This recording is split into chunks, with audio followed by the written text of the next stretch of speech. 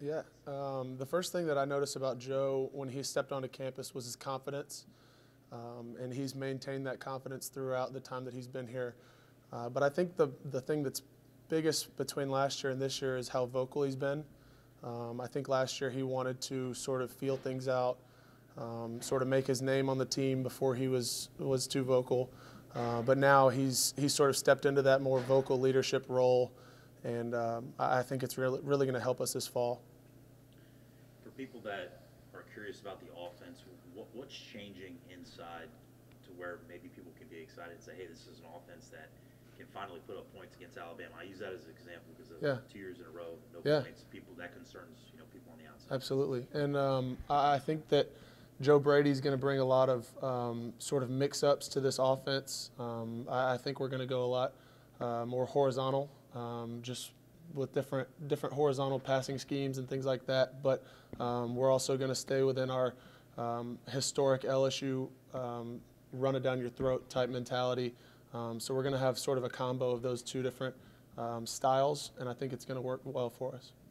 The RPO schemes, is that difficult for guys to understand, or is it simple? Like, obviously to execute it's a lot easier said than done. Yeah. But it takes a collaborative effort for everybody to be on the same page. Absolutely, it does, and it takes all 11 on the field to execute that well and be able to run it against an SEC defense. And I think with the experience that we have coming into this season on our offensive line and with our receivers, we got a great group of receivers, great group of skill guys that are going to be able to do that well, and the coaching staff is obviously going to help too tremendously.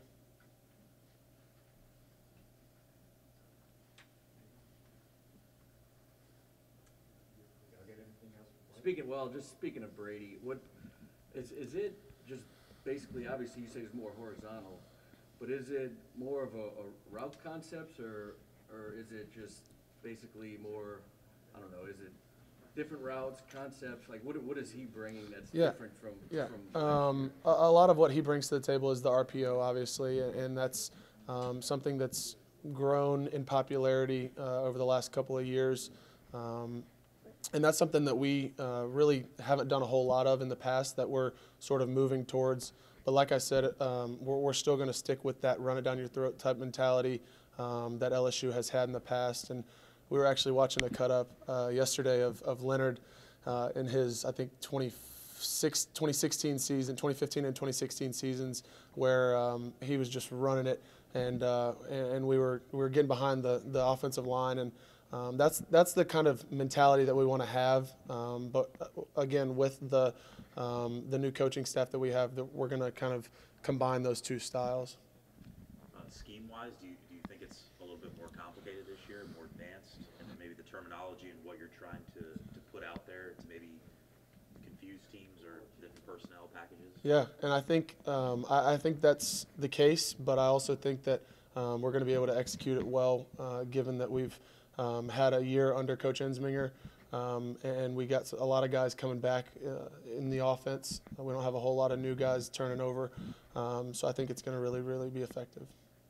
Yeah, I think just from an outsider's perspective, when people think of Joe Brady, they think of the Saints and how complicated their scheme is. And the play calls are so advanced.